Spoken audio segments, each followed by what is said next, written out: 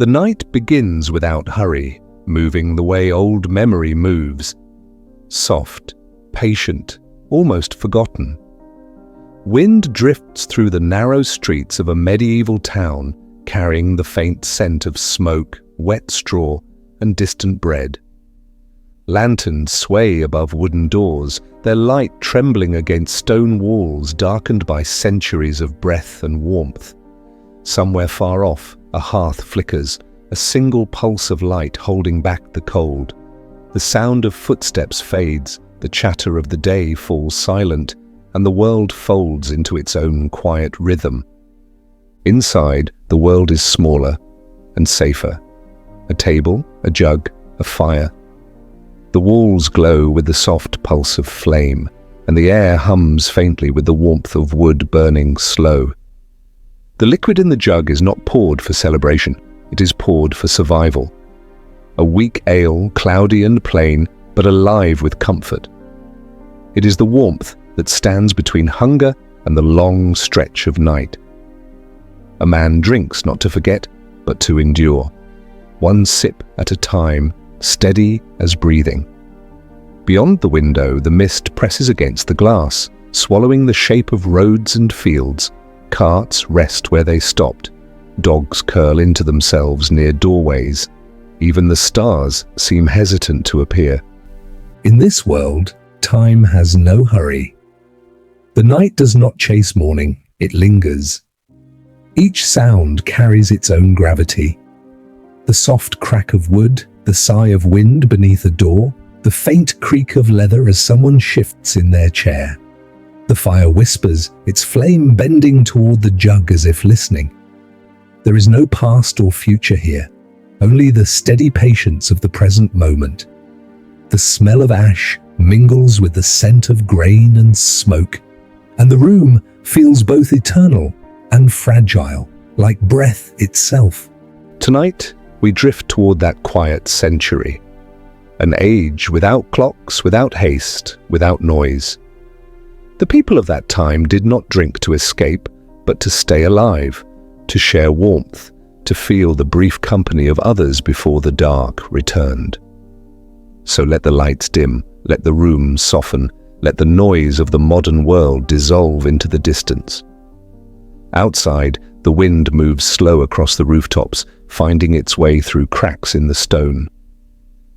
Inside, the fire hums gently, steady and kind, and history, older than sleep, begins to move again, softly, patiently, like the sound of a cup being set down in the dark, still warm against the table as the night breathes on, top of form, bottom of form. The thirst of the common folk. Imagine you are a peasant in the 13th century, and the day begins before the sun. The fields stretch in every direction, grey with mist and heavy with the smell of earth. You rise from a bed of straw, pull on the same coarse tunic as yesterday, and step into the mud that never quite dries. The air is damp, and your breath hangs like smoke. Every sound is slow, the bleating of a distant goat, the creak of a cart, the first dull strike of a hoe against soil. You have no clock, no calendar, only the rhythm of hunger and the changing weight of the sky. By the time the church bell rings its second note, your hands already ache, and the day feels ancient. You are thirsty, but water is not your friend. The river that runs past the village looks clear enough, shimmering in morning light, but it hides what no one wants to remember: waste, dead animals, and the sickness of the town upstream. Wells a little better. Their wooden lids swell with rot, their stones carry the scent of decay. What looks pure can make you ill, what sparkles can kill. So when thirst comes, and it always does, you reach not for water, but for something that looks darker, cloudier, and far more trustworthy: small beer. It is not the kind of drink one boasts about. There are no feasts for it, no celebrations. It is plain, mild, almost timid. Brewed from barley, oats, and whatever grains survived the rats that week, it carries the taste of labor and the faint sweetness of survival. Its strength is low, 1 or 2 parts in 100, barely enough to cloud the mind, just enough to keep the body safe. It is called small beer, not because it is weak, but because it is humble. It asks for nothing, promises little, and keeps its quiet vow, it will not poison you. In every home, someone brews. The hearth is both kitchen and workshop. A pot sits above the fire, steam rising slowly through the smoke-dark air. The scent of boiling grain clings to the thatch and to your clothes. When the pot cools, a cloth is stretched across its rim, and the brown liquid seeps through, thick and cloudy. There are no bottles, no corks, no ceremony. The beer is ladled into jugs and drunk before it spoils. Children drink it, elders drink it, even the sick sip it when they can. It is food as much as drink, liquid bread, as some call it. Warm in the stomach, steady in the head. By midday, the work in the fields burns the moisture from your skin. You pause by a hedge, wipe your hands and take a drink. The beer is flat and slightly sour, but the taste is kind. It fills the emptiness between breaths, the hollow space between effort and rest. Around you, others do the same, men, women, children, each with their own mug or skin. No one drinks for pleasure. Pleasure is a luxury that lives elsewhere, in halls with painted walls and silver cups. Here, drink is a form of endurance. Every swallow is a small act of defiance against the harshness of life, a quiet agreement between you and the land. You will keep working, and it will let you live another day. When evening comes, the fields turn gold and grey. The carts return, wheels whispering through ruts. Smoke rises from every chimney, thin and white against the falling dark. Inside the cottage, you sit near the fire with your family. The same jug passes from hand to hand. A child coughs, another hums softly, half asleep. The beer dulls the ache in your shoulders. You think of nothing, and that is a mercy. The sound of the fire is steady like breathing. The air smells of ash, sweat, and grain. Every village has its own way of brewing. Some add honey, a luxury to sweeten the bitterness. Others use rye or oats when barley runs short. There are no precise recipes, only memory, a pinch of this, a handful of that, a sense of when to stop stirring. Some batches are good, others sour, but no one complains. Even bad beer is safer than water, and safety is the truest flavor of the age. Sometimes travelers pass through, merchants with fine cloaks and fine words. They ask for wine, wrinkle their noses at the thick brown drink, and mutter about peasant habits. You let them. They will move on, back to their stone cities, with their fountains and fountain sickness. You will remain, and you will drink what keeps you alive. The villagers know what outsiders do not, that wisdom is not always written in books, but sometimes found in the bottom of a cup. Winter deepens, the days grow shorter, the light colder. Inside you brew more often, the fire burning longer. Barrels line the wall, small, patched, uneven. Each one a promise that warmth will last through the frost. Snow gathers outside, muting the world. Inside, the air smells of malt and smoke. The beer ferments slowly, bubbles rising like whispers. You sit beside it, listening to the soft hiss of life working in the dark. It is a kind of prayer, though no one calls it that. In the long nights, you think of what this drink means. It is not wealth, nor luxury, nor celebration. It is something older, the rhythm of survival, patient and unremarkable. Like the ticking of unseen time, it keeps life moving forward in small, steady steps. You do not dream of riches or glory. You dream of waking tomorrow, of having enough grain for another batch, of another night by the fire. Outside, the wind moves across the frozen fields, carrying the scent of yeast and smoke toward the next village.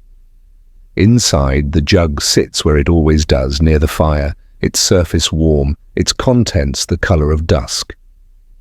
You lift it, take a sip, and feel the familiar weight of it settle within you. There is no triumph here, no story to tell. Only endurance, the quiet, honest kind that builds a life without notice. And so the centuries pass like this, slow, steady, unchanged. Each generation brews, drinks, and survives. The tools improve, the recipes shift, but the reason remains the same. When the world is uncertain, people look for warmth. When the earth is cold, they look for comfort. And sometimes, comfort is nothing more than a small wooden cup filled with something cloudy, something human, something that will not betray them. The fields sleep again under stars that do not move. The wind softens. The fire dwindles to its last red core. You finish your drink and close your eyes. Somewhere beyond the walls, another peasant lifts another jug, and another, and another. The same motion, the same quiet gratitude. The small beer lives on not as a symbol, but as a heartbeat, steady, humble, and endless as time itself. Top of form. Liquid bread for every home. Small beer becomes the quiet pulse of daily life, a rhythm so ordinary that no one thinks to name it, and yet, without it, the day would fall apart. It is there from morning until night, from the first grey light that slips through the shutters to the last ember glowing in the hearth. It begins with the sound of water warming in the pot, the smell of grain softening over flame, and the slow stir of a wooden spoon moving through froth. In a world where clean water is a rumour and sickness hides in the wells, this cloudy drink is safety in a cup. It steadies the body, fills the empty spaces of the stomach, and softens the hours between hunger and rest. In the villages of medieval Europe, everyone drinks, men and women, children and elders, the strong and the weary alike. A gallon a day for each soul is not indulgence, but survival, not comfort, but necessity. In the morning, it replaces water. At noon, it replaces rest. At night, it replaces peace. The taste changes from home to home. Some brews are sharp and sour, others carry the faint sweetness of oats or honey, and all of them are alive with the smell of smoke and yeast. There is no sparkle, no foam, no finery. It does not excite the tongue, it simply sustains. In each home, the process is as familiar as breathing. The fire is lit before dawn, the mash is stirred and left to cool. A cloth filters the grain, the liquid running thick and brown, into clay jugs. Sometimes a mother hums softly while she works, her voice mingling with the gentle bubbling that rises from the pot. Children wait nearby, small cups in hand, already knowing the pattern of the day: drink, work, sleep, repeat. To be alive is to move in this circle as the seasons move through their own. No one questions it because it works. By midday, when the fields grow hot and the air begins to hum with insects, the jug is passed around. Hands rough from labour grip it carefully, and the small beer goes down in slow swallows. The taste is not joy, but reassurance. It tells you that the grains ripened well, that the harvest still has meaning, that the world, though cruel, can still be kind in small ways. No one speaks while they drink. They do not toast or cheer. They drink in silence, each one returning to their work a little lighter in step, a little less hollow. Inside the homes, the drink waits by the fire like a quiet promise. When evening falls, the sound of tools fades and families gather around the hearth. The air is thick with the smell of hay and soot. The jug sits at the center of the table, its surface marked by years of use. Clay mugs clink softly, not in celebration, but in rhythm. A sound that belongs to all the forgotten centuries. There is no laughter loud enough to disturb the quiet, only the murmur of conversation, the shifting of chairs, the occasional sigh of someone too tired to speak. Outside, the wind hums through the thatch, making the roof groan like an old friend. Smoke curls from the chimney and drifts into the cold night. In the distance, dogs bark, then fall silent again. Inside, the firelight trembles against the walls and shadows dance gently over faces half lit by warmth. A child leans against her mother's shoulder, half asleep, her breath slow and even. The father pours another cup, careful not to spill. The sound of liquid filling the mug is small but deep. The sound of life continuing. The drink is not a luxury. It does not mark a feast or a holiday. It marks existence. It is what stands between the body and sickness, between despair and endurance. It asks for nothing and gives just enough. In that modest exchange lies the entire story of the age, a people who learn to survive by doing small things well, again and again. The ale becomes a symbol, though no one calls it that.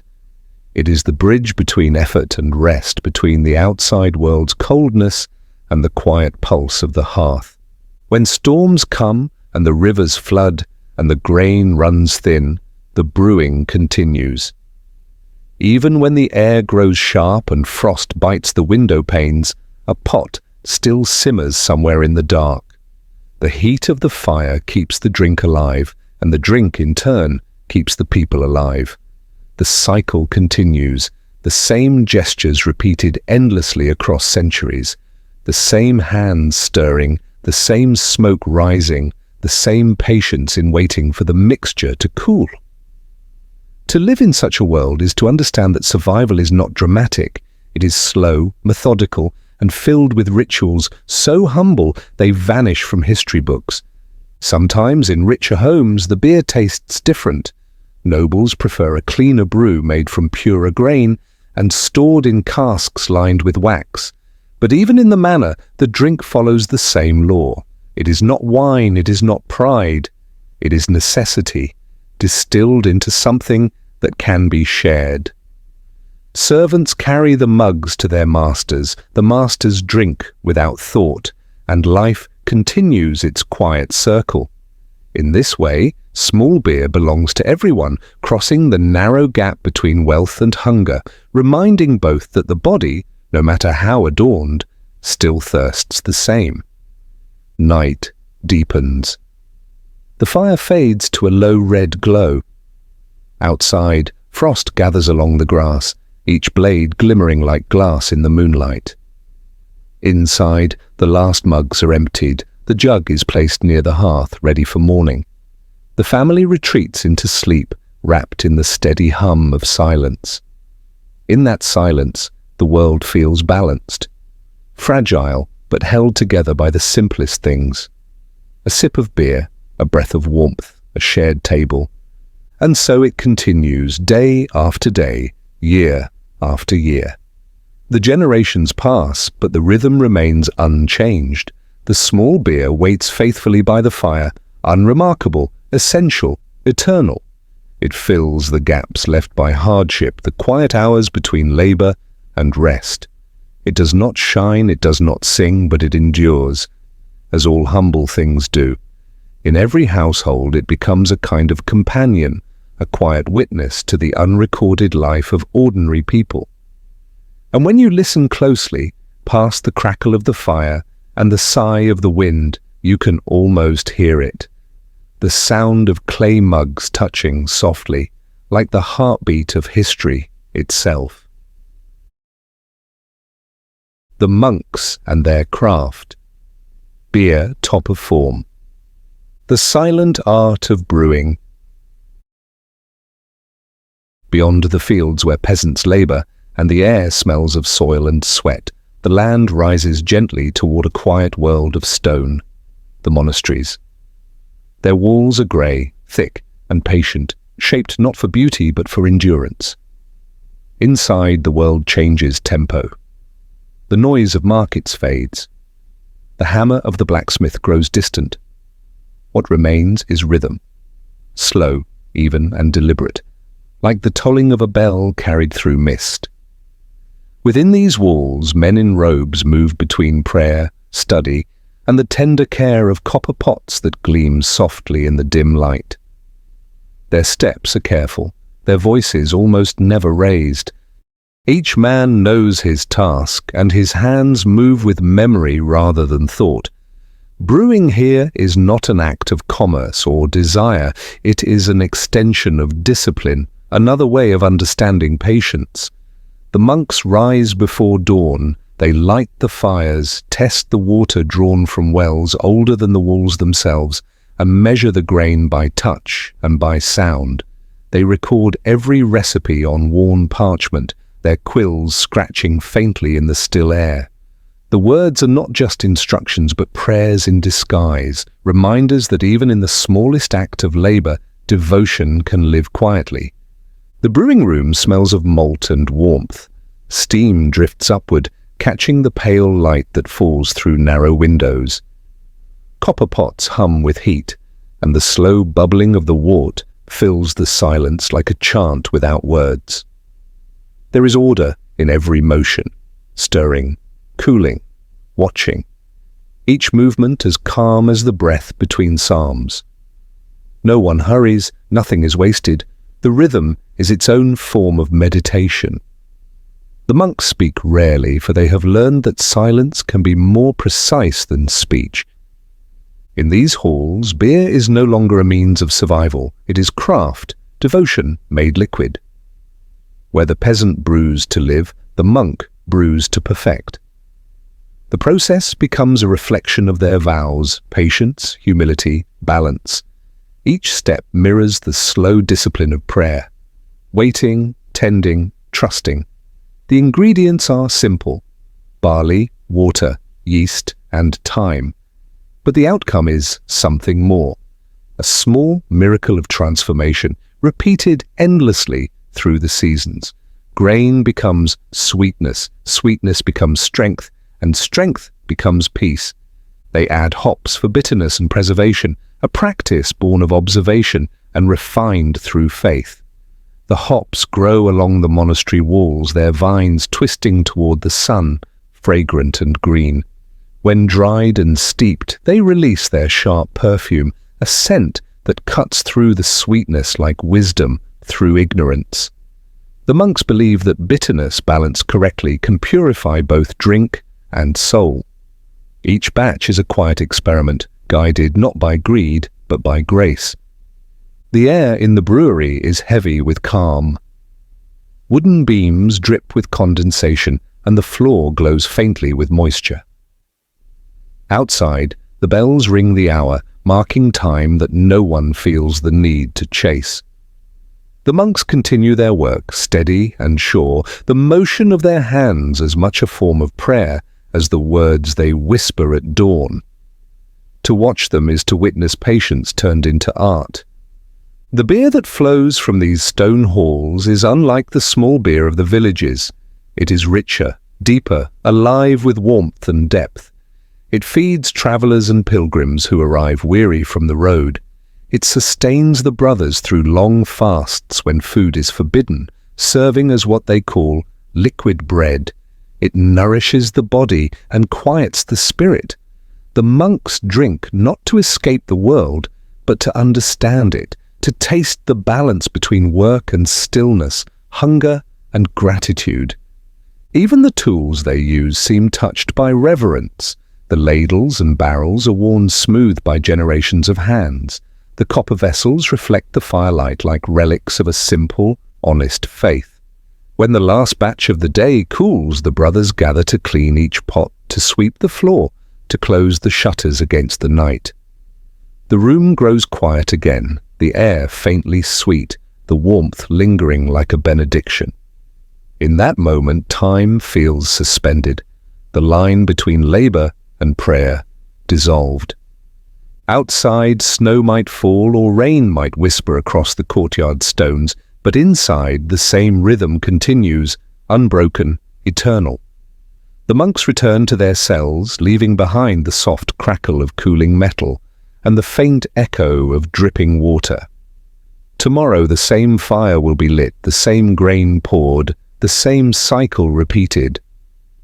The world beyond may rise and fall with war, famine or kings, but within these walls the only empire is patience. Each vessel glows faintly in the lamplight, the color of amber honey. The slow bubbling of the brew fills the stillness, steady and alive. It is a small sound, yet it carries centuries within it. The hum of discipline, the whisper of devotion, the heartbeat of craft. And as night deepens around the monastery, the fire burns low, the scent of malt drifts through the corridors, and the monks rest.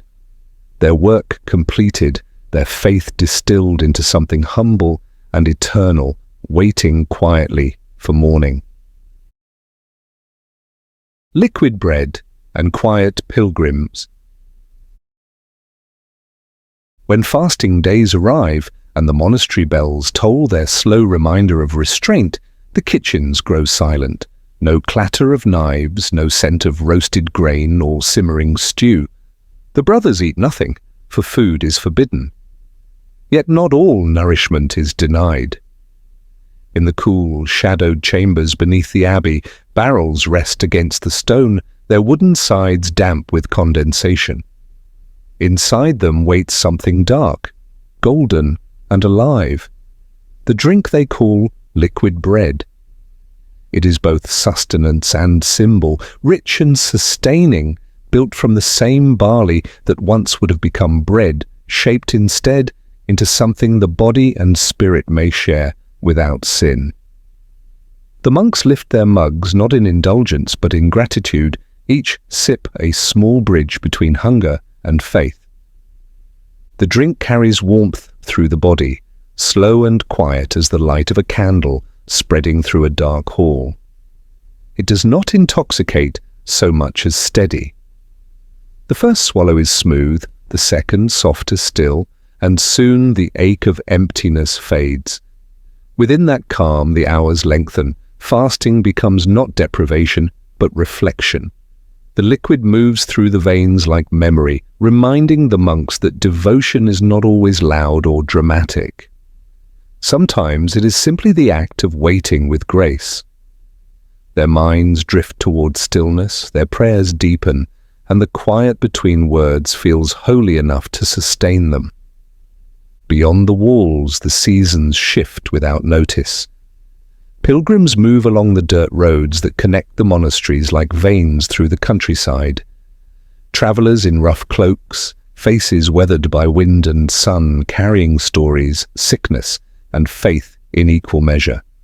When they reach the gates, they do not knock loudly. They stand patient, heads bowed, waiting for the door to open. And it does, always.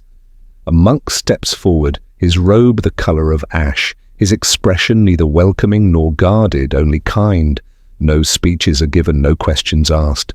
A hand gestures inward, and the traveler follows the scent of yeast, the sound of low voices, the warmth of a fire kept burning not for glory but for mercy. Inside, the pilgrim finds rest, straw for bedding, a corner to sleep, and a mug of the same drink that keeps the brothers through their fasts. It is simple, steady, and kind. The first sip is humbling. It tastes of earth and patience, of something both human and sacred. Around the fire, other travelers sit in silence, the glow of the flames softening their faces. They are strangers, yet the drink makes them kin for a night. No one speaks of where they came from or what they seek. It is enough to share the warmth, to feel the ache of the road dissolve in the gentle bitterness of the brew. In every monastery, this quiet hospitality repeats itself. The rhythm of welcome, of service, of stillness shared. The air hums with low chants from distant chapels, blending with the soft hiss of steam rising from the brewery. The courtyards smell of yeast and clean stone, of grain drying in the sun. There is work in every corner, but it is work done without hurry. A novice carries water, another tends the fire beneath the great copper kettles, and an elder tests the taste of the day's brew with a careful sip. To them, this labor is prayer, not apart from faith, but part of it. Each action, from pouring to stirring, holds the same quiet devotion as the lighting of a candle or the writing of a psalm. At night, when the doors close and the fire burns low, the pilgrims sleep beneath rough wool blankets, their dreams softened by warmth and fatigue. The monks return to their cells, their footsteps echoing lightly through the stone halls. Outside, the stars hang steady over the cloister roof, their cold light falling upon the barrels stacked like silent guardians of tradition. Inside those barrels, time continues its work. The liquid rests, changes, deepens, not by command but by patience. It becomes something new, without ever hurrying, as though it understands the language of prayer itself. In the morning, the travellers depart. They leave behind nothing but footprints and the faint scent of wool and smoke. The monks watch them go without farewell, already turning back to their tasks. The cycle renews itself. Brewing, fasting, welcoming, resting, like the heartbeat of the centuries. The drink sustains all who pass through, both those who stay and those who move on. It is more than nourishment now, it is a thread binding the world together, one mug at a time. And so the days fold into one another. The monastery breathes in rhythm with the earth. Bells ring for prayer, for labor, for silence. The sound of the brewing never stops completely. Somewhere, always, a pot simmers, a barrel settles, a faint hiss escapes into the air. In every drop lies patience, in every scent a memory of balance. The beer is no longer just drink, but devotion, a way of turning faith into something the hands can hold. Centuries later, that devotion endures. Its taste lingers in every good beer brewed anywhere in the world, the quiet sweetness, the soft bitterness, the echo of the chant that once filled those stone halls. The monks are gone, their names forgotten, their walls perhaps in ruin, but their rhythm remains. The slow, deliberate art of waiting, of believing that stillness can transform. In that stillness, something greater than hunger is fed. Something older than faith is remembered. The world drinks, unaware, and the memory of those patient hands stirs once more. A memory brewed in silence, in balance, in time. The tavern where the world meets, the warm light.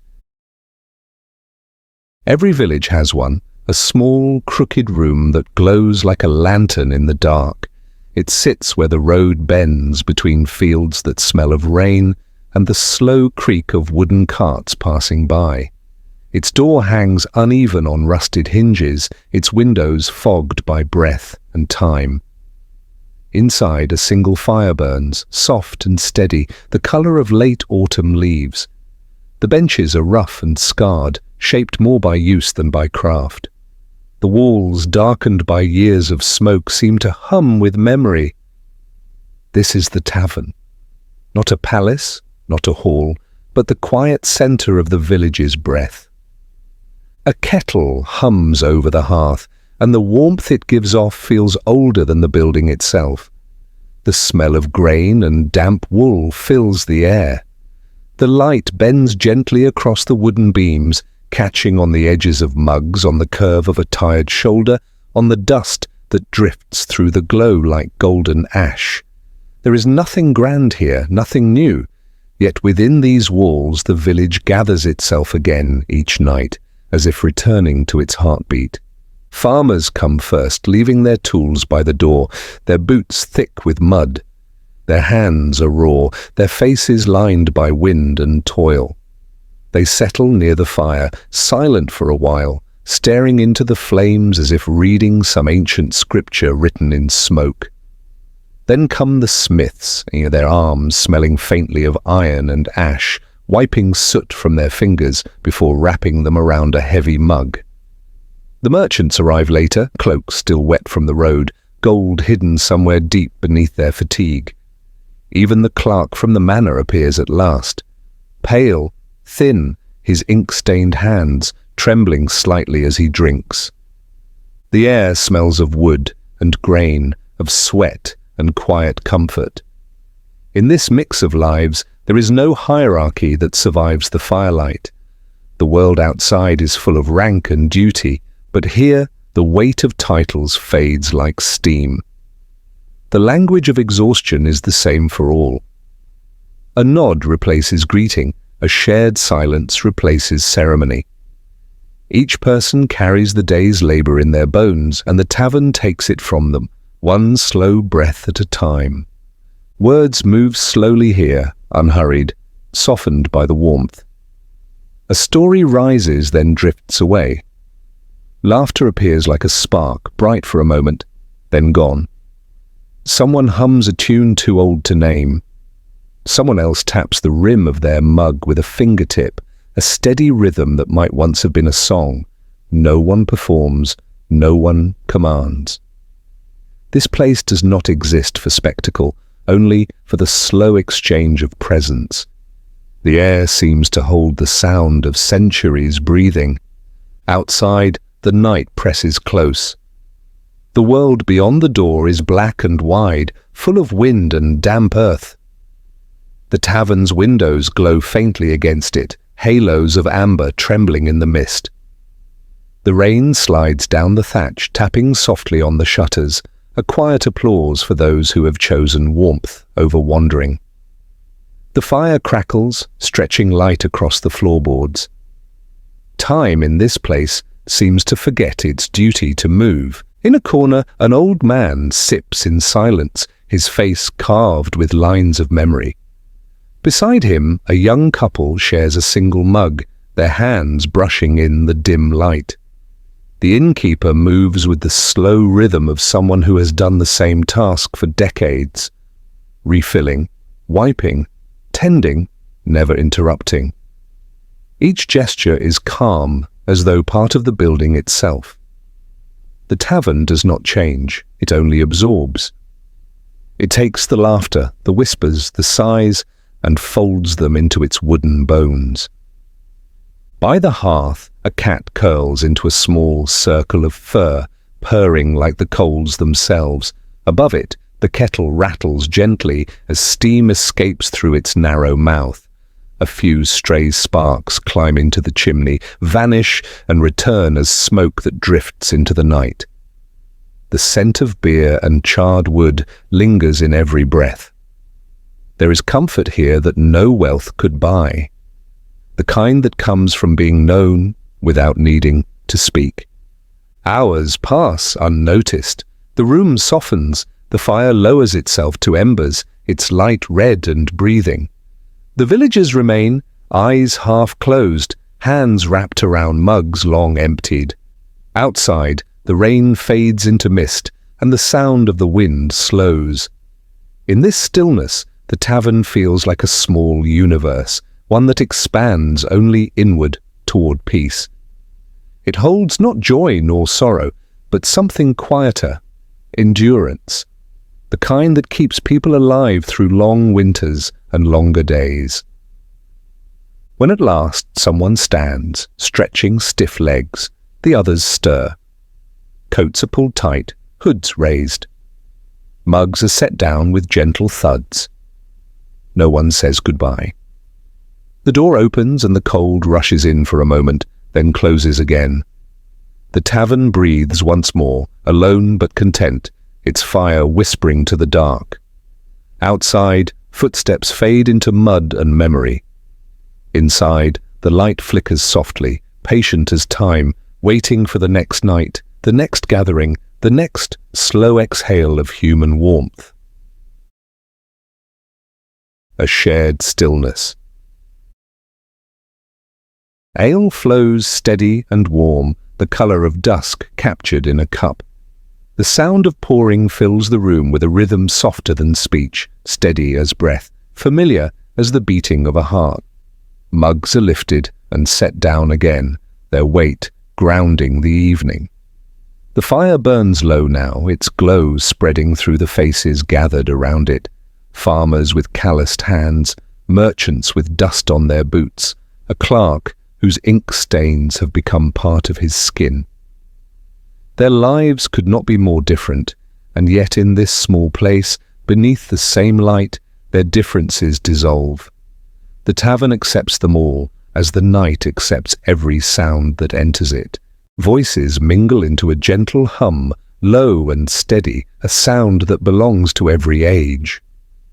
The farmer speaks of the fields of soil too wet for seed. The merchant tells of distant roads, of wagons stuck in mud, of tolls that grow higher with every season. A young man speaks of love he cannot afford, his words quiet, half hidden by laughter. None of them seek advice, none of them need answers. Their speech is not for solving, but for remembering that others still listen. In that slow exchange, the world grows softer, less lonely. Around the fire, strangers become familiar. The glow smooths the edges of faces, turns every shadow into warmth. Someone refills another's cup without asking. A hand rests on a shoulder in passing. The tavern seems to breathe with them, expanding and contracting, alive in its stillness. For a few hours, no one is lord or labourer, no one master or servant. They are simply people, joined by the same quiet hunger for rest. The flicker of flame touches every surface, turning wood, metal, and skin into shades of amber. Beyond the thick walls, the wind sighs through the thatch. The sound is almost tender, as if the earth itself listens. The scent of rain drifts through the cracks, cool, damp, and sweet. It mixes with the smoke and the yeast, with the faint smell of spilled ale and old wood. Outside, the world sleeps. Inside, the night lingers, unwilling to end. Time seems to stretch between breaths, its edges blurred by comfort. The laughter fades by degrees, not sharply but naturally, like the tide pulling away from the shore. A few words remain, a name, a story half told. Then even those fall into silence. The lanterns dim, their wicks curling in the last flicker of light. One by one, chairs scrape gently against the floor. Boots shuffle. The sound is small, respectful, as though the night itself was sacred. A door opens, cold air slips in, carrying the smell of wet leaves. Each person leaves the way they came, slowly, without ceremony. They step into the darkness beyond the door, their footsteps swallowed by mud and fog. No one speaks of tomorrow. The day will come, and with it, the same work, the same hunger, the same thirst. But for now, there is peace, the kind that does not announce itself, the kind that lingers quietly behind the ribs. The tavern exhales as they go, a long, slow release, like breath before sleep. The fire sighs, the walls hold the last traces of laughter. The mugs rest empty on the table, faint rings of ale shining like halos in the candlelight. A chair still rocks slightly from where someone stood. The innkeeper moves through the room, slow and unhurried, setting things back into order. But there is little to fix. Nothing was broken here tonight. By dawn, the silence has returned fully, thick and deep, as if it had been waiting at the door all along. The embers glow faintly in the hearth, painting the room in quiet gold. Outside, roosters call to a pale horizon, The first carts creak back onto the road. Life resumes, soft and unremarkable. Yet the air still carries something gentle, invisible, the memory of warmth, of shared stillness, of human voices blending for a moment in time. And though the night has ended, something remains. In those humble walls, within that fragile glow, humanity found itself again, not in greatness or glory, but in the simple grace of being together. The world will forget their faces, their words, their laughter, but the tavern will remember. It will hold their warmth in its wooden bones and wait, patient and faithful, for the next evening, when the doors open again and life begins once more in quiet communion. Games, fights, and the gentle chaos of drink. In every age, laughter grows louder after ale, and in the medieval night, that truth glowed like a second fire inside every tavern. What began as quiet talk often turned into something looser, brighter, and less careful. The air thickened with warmth and noise, the soft clink of mugs rising like a small orchestra. Dice rolled across tabletops, scattering luck and curses in equal measure. Wooden cups trembled under heavy hands, the smell of barley and sweat clinging to every breath. Beneath the low ceiling, the rhythm of human joy and foolishness danced together, rough, unpolished, and entirely alive. No one planned these moments. They unfolded naturally, the way fire spreads across dry wood, one spark at a time. A farmer would challenge a friend to a drinking test, each trying to outlast the other without falling from the bench. A craftsman might slap his knee and declare a toast to the village, to good harvests, to no reason at all. Each toast led to another, and the laughter grew until words lost their edges. The dice returned to the table, clattering like bones, and wagers began again. A few coins, a loaf of bread, a promise easily forgotten by morning. The games were simple, their rules shifting with every refill. Victory mattered less than the noise it created. For some, the drink brought songs. Voices rose, uneven and raw, filling the room with verses half-remembered. Old hymns turned into tavern ballads, solemn words bent into joy. Hands drummed on tables, feet tapped against the floorboards, the beat of the night steady as a heartbeat. Someone would laugh too loudly, someone else would spill, and for a brief, spinning moment it felt as though the world itself was swaying with them. The ale dulled the ache of work, smoothed the edges of hunger, and reminded the weary that life, however hard, still carried sweetness. But drink, like all warmth, sometimes burns. Words, softened by ale, could sharpen again without warning. A jest misunderstood, a wager denied, a stumble mistaken for a shove. And suddenly, silence broke apart. Two men might stand, faces flushed, voices rising. The tavern, once filled with laughter, would draw still. Then, as quickly as thunder after lightning, fists might follow words. Wooden stools scraped against the floor, a mug shattered, ale spilled like spilled sunlight. Others watched, not with fear, but with weary understanding. They had seen it before, they would see it again. Such fights were less violence than ritual, brief storms in the long weather of life. The innkeeper rarely intervened. He knew the rules of these tempests. He waited until the storm spent itself, until the fighters stumbled apart, red-faced and panting, pride bruised, but bones intact. Someone would laugh first, breaking the tension. Someone else would buy a round, the universal peace offering. By the time the fire sank low, even the angriest found themselves side by side again, nursing mugs and muttering apologies neither would remember. The night forgave easily. It had to. There was too much work waiting in the morning for grudges to survive. For the poor, however, forgiveness wore a rougher face. A cobbler caught drunk in the square, a labourer who sang too loudly beneath the church windows. Such men might find themselves in the stocks by dawn. The wooden frame clamped their wrists and ankles, leaving them exposed to the eyes and laughter of neighbours.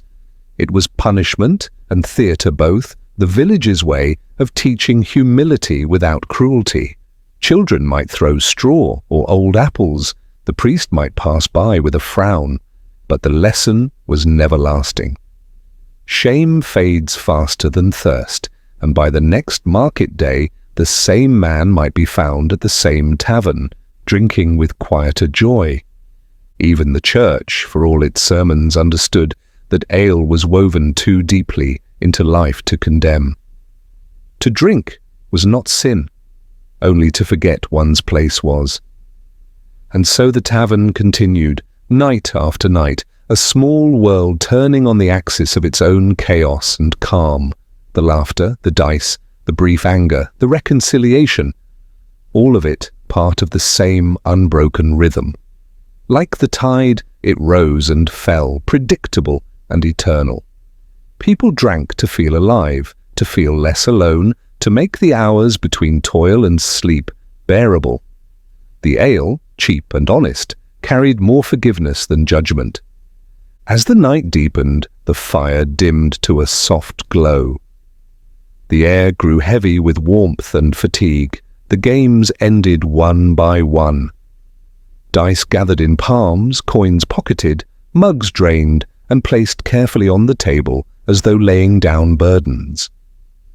The last to leave were always the same, those who lingered not for drink, but for the silence that followed it.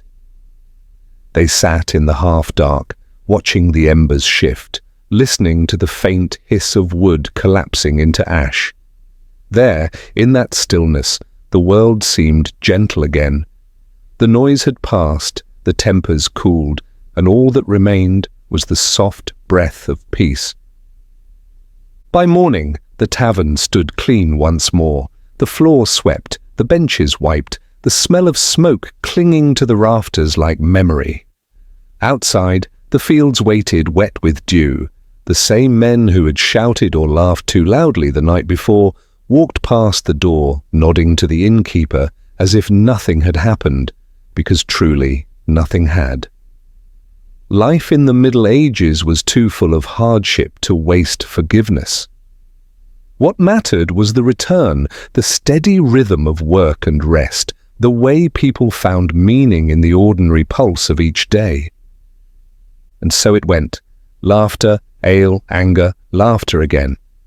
Each night was a mirror of the last, and yet, somehow, each one felt new. The tavern was not merely a place to drink, it was the village's heart, beating, erratic, forgiving. Within its smoky walls, people forgot the weight of hunger, the cruelty of weather, the distance between rank and poverty. They remembered how to speak without fear, how to laugh without reason, how to exist together in the fragile, fleeting warmth of shared humanity.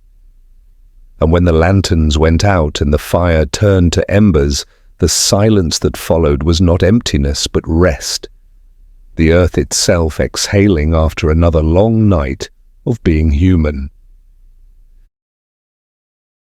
Alewives and women who brew. Behind many of those mugs, long before guilds and breweries claimed the craft, stood women, the alewives. Their work began not in stone halls or markets, but in kitchens warmed by low fires and heavy with the scent of barley and smoke. These were not grand breweries, but humble rooms, half domestic, half sacred. Pots lined the hearth, the air hazy with steam. A wooden spoon rested against the rim of a bubbling vat, and a woman's hand, rough, strong, practiced, stirred the mash with a rhythm as ancient as bread-making. The grain hissed softly in the heat, and the smell of it filled the house with sweetness. Outside, the wind might be cold, the soil hard, but inside, something alive was always rising. The alewife's life was a balance of labor and patience. At dawn she might bake, wash, or tend her children, By midday, she was already checking her brew, tasting for sourness, watching for signs that the yeast had caught. Brewing was not measured by numbers or clocks, but by instinct, by color, scent, and sound. She knew the right warmth of the fire by the way it hummed against her palm, the right depth of foam by how it whispered when stirred. Each batch carried her name and her reputation. If it soured, neighbors remembered. If it shone, cloudy and rich, strong but kind, they returned, mugs in hand, and her work became the quiet heartbeat of the village. They sold their ale through small windows cut into their homes or from wooden stalls near the churchyard. Some ran modest taverns with rough benches and straw-covered floors where travellers could find warmth and a brief escape from the cold roads. Their laughter and scolding filled the air in equal measure, sharp when haggling, soft when pouring. A good alewife was half brewer, half listener, hearing the troubles of the weary between the sound of mugs being set down. Her home was not just a place of drink, but of gathering, a space where gossip, comfort, and hunger met. The smell of these houses was unmistakable: malted grain, damp wood, ash, and a faint sweetness that lingered even after the fire died. The walls absorbed it, and so did the people. A village could be mapped by scent alone, the baker, the blacksmith, and the brewer each marking their place in the fabric of life. Children grew up with those smells, learning to tell when the ale was ready, long before they understood how. Brewing, like everything else, passed quietly from mother to daughter, generation to generation, not by instruction, but by memory. Rules eventually found their way into this simple trade. Town officials, ale conners, tested the drink to ensure fairness, that it was neither too weak nor too strong, neither too cheap nor too costly. Fines awaited those who brewed poorly or dared to tip the balance in favor of profit. But laws could not teach what the women already knew, that ale was more than a product. It was trust in liquid form, a promise that what one sold was safe, honest, sustaining. To break that promise was to lose more than coin. It was to lose one's place in the rhythm of the village. Suspicion sometimes followed success. If a woman's ale was too strong, too popular, tongues began to wag. Some whispered of trickery, of herbs that bewitched or fermented too well. In later centuries, that same suspicion would twist into darker tales. Superstition and fear turning brewers into witches in the eyes of those who envied them. But in the heart of the Middle Ages, before such shadows took shape, the alewives stood proud, aprons dusted with grain, hands steady over steaming pots. Their skill was their livelihood, their independence, their inheritance. As the world changed, so did the scale of brewing. Men formed guilds, monasteries grew their craft, and trade gave rise to great breweries with signs and symbols and stamped barrels. But behind those banners was a lineage that began in quiet kitchens, with women who brewed by feel and by faith. Their names did not survive the ledgers, but their work did, in the recipes passed down, in the steady hands of those who came after, in the simple truth that every drink began somewhere small and human. Evening would fall, and the alewife would wipe her hands, check the last pot, and lean against the doorframe, listening to the hum of her own making.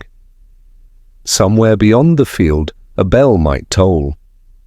The fire in her hearth would dim to a red whisper. Tomorrow she would begin again, grain, water, patience, and care. Each day the same ritual, unchanged, essential.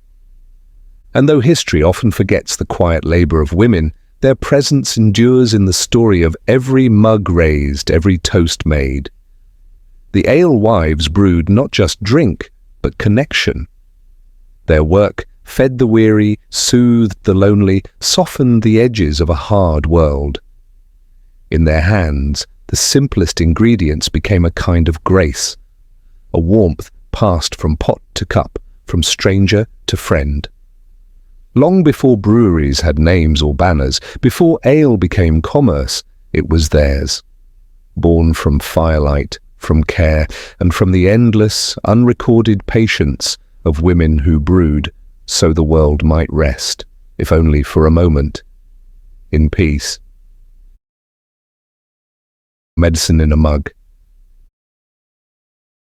In the quiet rooms of medieval healers, where the air smelled of damp linen and crushed herbs, ale and wine stood beside jars of ointment and bowls of bandages.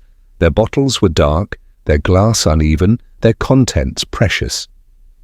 Long before the language of science found its rhythm, people already knew that alcohol could ease pain, clean wounds and calm a trembling hand. It was medicine for the body and the spirit, a companion to prayer, a comfort to fear.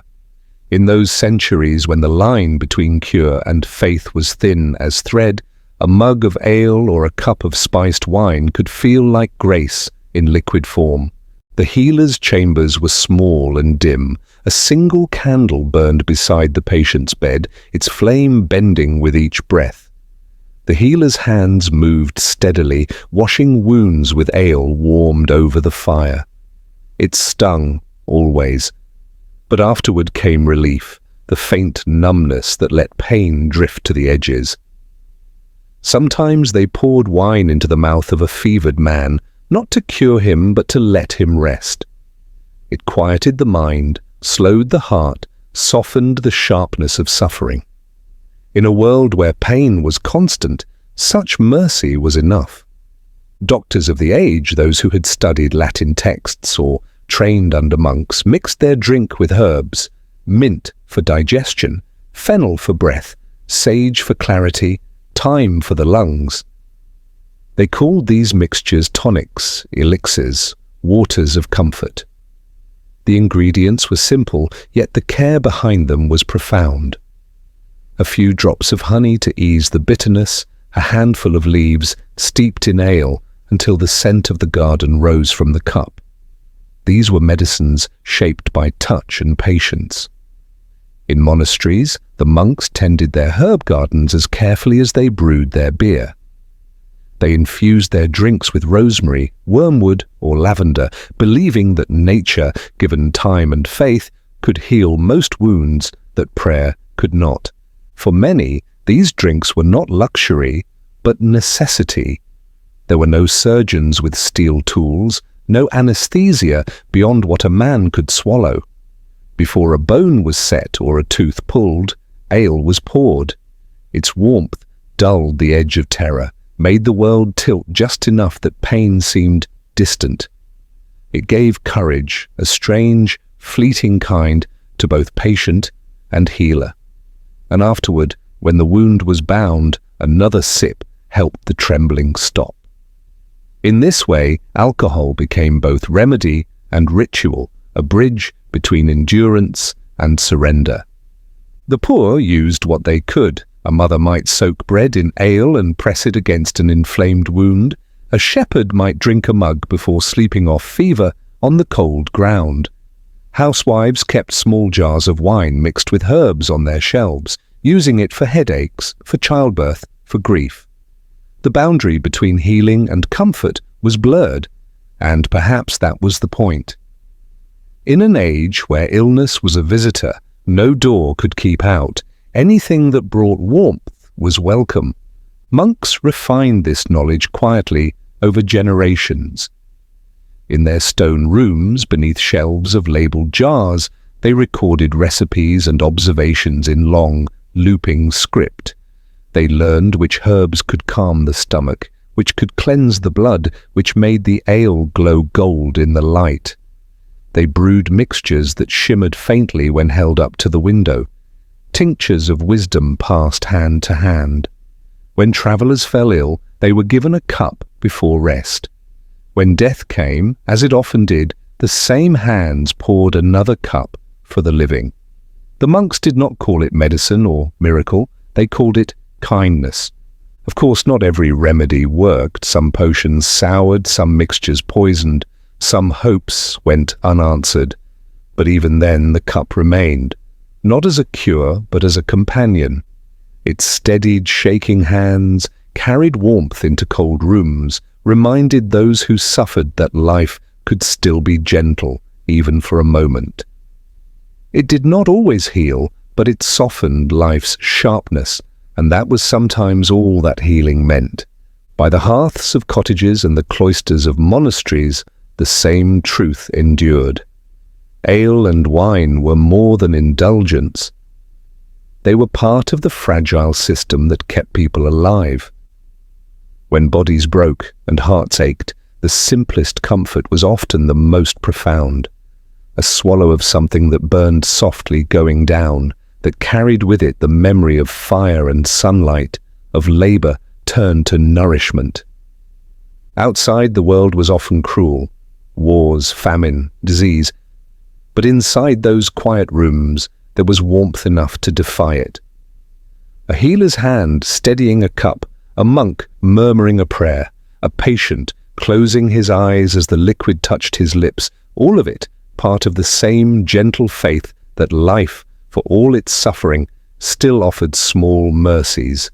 In the end, that was the real medicine, not the herbs, not the ale, but the reminder it carried, that warmth, however brief, still existed in a cold and uncertain world. Taxes, markets, and the business of drink. Across the breadth of medieval Europe, where kingdoms rose and fell with the rhythm of harvests, rulers began to notice the quiet fortune hiding in every barrel of ale. What had begun as a necessity of survival, brewed in homes and monasteries, traded between neighbors, had grown into an unseen network of trade that touched every village and every class. Barley fields rippled like golden seas, and behind their beauty lay profit. The more people drank, the more rulers could count, measure, and tax. Soon, ale was not merely a comfort or a craft, it was an economy, flowing as surely through markets as blood through the veins of a living world. Licenses appeared first, printed on thick parchment and sealed with wax. A brewer could no longer simply stir grain and water into a pot. She needed permission, a mark of law. Prices were posted on tavern doors in careful ink. Inspectors, men known as ale conners, travelled from town to town, dipping spoons into frothing mugs, tasting for quality, fairness, and purity. Their judgments could make or break a brewer's livelihood. Too weak, and it meant deceit. Too strong, and it meant indulgence or crime. They were the tongue of the crown, the measure of honesty in a drink that had once been a private art. Taxes followed close behind. Barley, hops, yeast, each became a counted thing, weighed and recorded. In some towns, even the cups were taxed.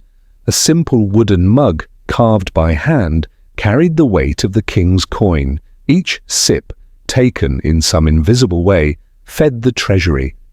Markets that once smelled only of bread and hay now carried the sharp tang of brewing. Barrels stacked on carts, froth spilling over rims, voices shouting prices and promises. The ale trade had become a heartbeat of commerce, uniting farmers, brewers, merchants and rulers in a web of profit. The taverns, of course, kept pouring. They had no choice. The people needed their drink and the rulers needed their tax. So the barrels kept rolling down muddy roads, from monasteries to cities, from cottages to castles. What had once been a quiet craft of care became an industry, measured, inspected, and monetized. Yet within the noise of trade, the essence of ale remained unchanged. It was still warmth for the body and comfort for the weary. Its foam still carried the scent of grain and earth, its taste still whispered of patience. The law could count the mugs, but it could not measure the solace they held. In the markets, the ale stalls stood beside those of bread and meat, and often did better business. Farmers traded their grain for finished barrels, creating a cycle that fed itself. The brewer's waste, the spent mash, went back to the fields as feed for livestock. Nothing was wasted. Every part of the process belonged to another. Labor turned to drink, drink turned to coin, coin turned again to labor. It was a perfect circle, earthy, imperfect, and enduring. Inspectors walked the streets with long, wooden spoons, dipping, sipping, nodding in approval, or frowning in dismay. Sometimes they were bribed, sometimes feared, but always obeyed. They ensured that the drink was safe, that the taxes were fair, and that the law had its share. But even they could not tame the spirit of the tavern. Behind closed doors, the mugs still clinked in secret. Some villagers brewed at night, whispering over their fires, hiding their barrels behind hay. Small rebellions swallowed in laughter. The rulers might own the law, but they would never own thirst. As trade routes expanded, the scale of brewing grew vast.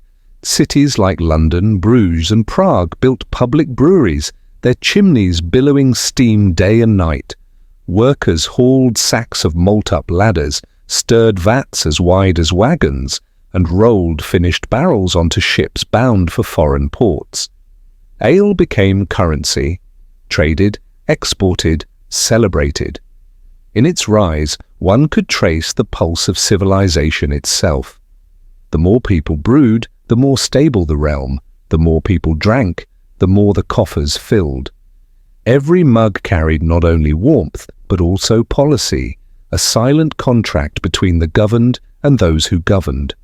For the rulers, ale was power disguised as pleasure. It funded wars and roads, bridges and cathedrals. A tax on thirst was a tax that never failed. The people would always drink, no matter the season or the rule.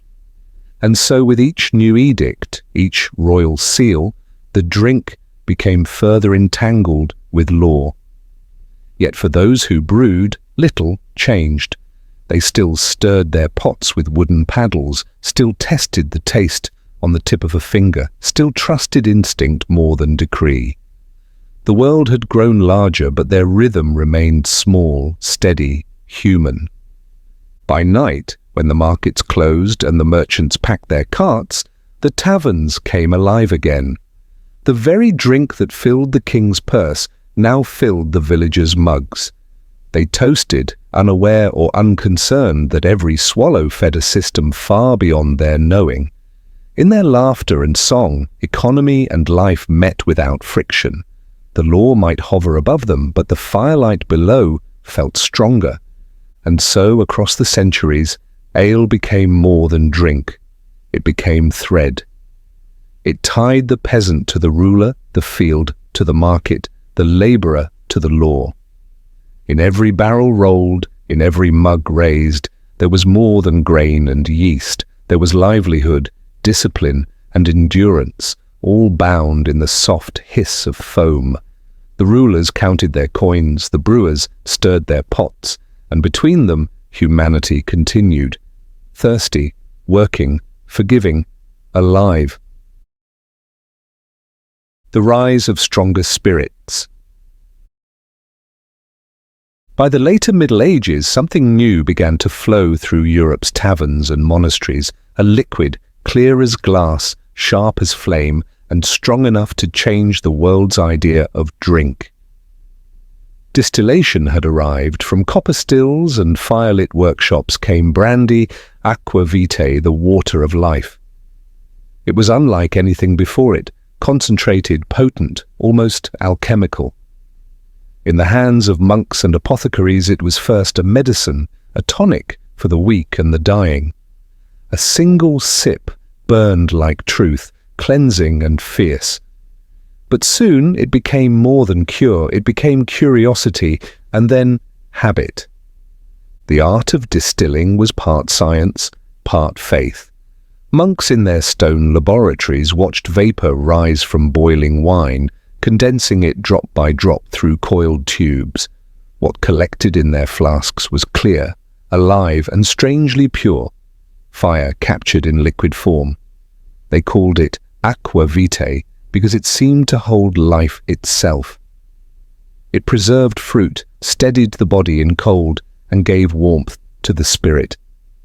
To drink it was to feel something ancient and immediate, as though the heart had been reminded of its own pulse.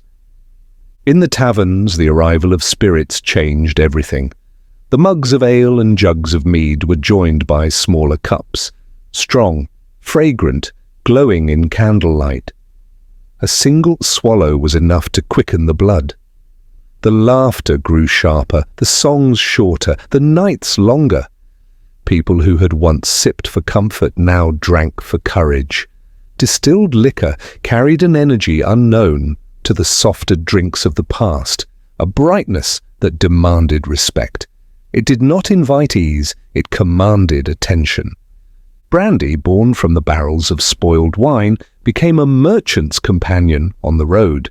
Soldiers carried it in flasks, calling it strength in liquid form. Sailors traded it across ports, spreading both its warmth and its danger. Apothecaries infused it with herbs and sold it as cure for nearly everything, for fatigue, melancholy, or cold. It was medicine and temptation at once, a paradox that fit perfectly into a world forever walking the line between sin and survival. As centuries turned, taverns began to change. The old smoky rooms filled with ale grew livelier, more daring. The drinks were clearer, the talk quicker, the air hotter. Recipes spread across borders. Brandy from France, schnapps from Germany, whiskey from the Northern Isles. Each carried its own flavor of landscape, grapes, barley or mist. Distillation was the quiet revolution of its time, not shouted, not declared, but sipped and shared until it became the new language of comfort. Yet for all its novelty, the essence of drinking remained the same.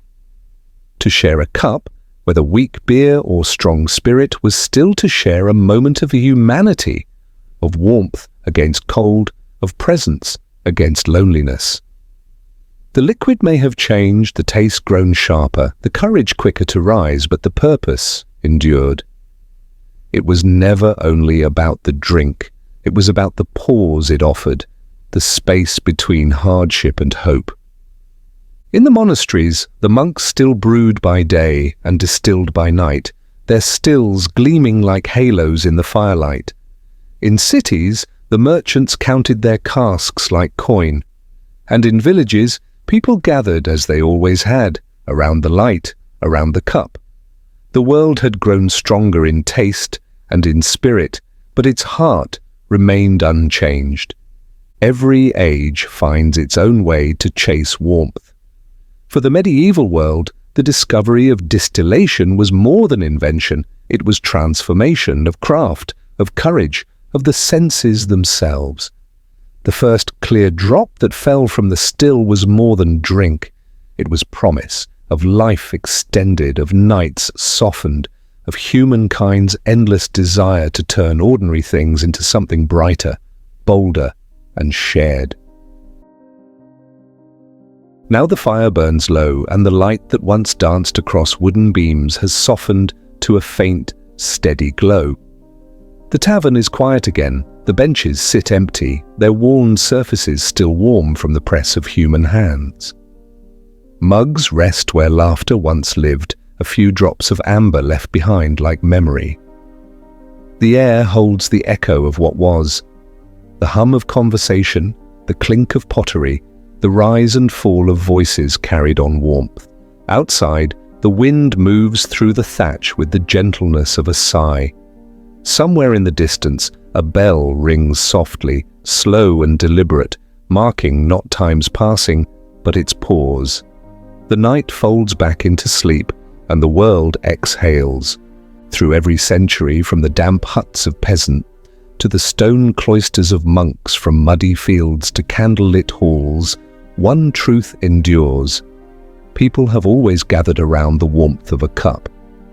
Whether filled with small beer or strong spirit, with medicine or comfort, that simple act has bound humanity together more deeply than any law or crown. To lift a mug, to pass it, to share, these gestures belong to no single age. They are the quiet rituals of belonging. They did not drink to forget the world, but to feel part of it, to taste its patience, its fragility, its endurance. In every sip was the reminder that life, even when hard, could still offer gentleness. The peasant at dusk, the monk at prayer, the soldier before battle, each found in that warmth a reason to continue. And as centuries turned and kingdoms faded, that small grace endured. Now the last embers fade to grey. The tavern breathes one final time, its shadows folding inward, its silence deep and kind. Outside, the stars hang steady, indifferent yet eternal. Inside, history settles. Slow, steady, forgiving. And somewhere in that silence, perhaps in the corner of a forgotten inn, the past still lingers, still sipping its final drink, letting time itself cool in the cup.